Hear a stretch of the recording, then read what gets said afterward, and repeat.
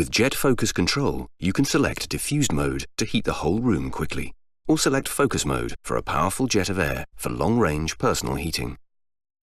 In focused mode, warm air is powerfully accelerated from the rear aperture. In diffused mode, a jet of air is released from the front aperture.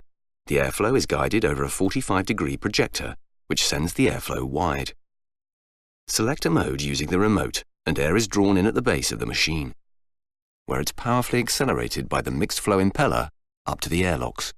They channel airflow between the front and rear aperture. Here, in diffused mode, the airlocks let a fifth of the airflow into the front aperture.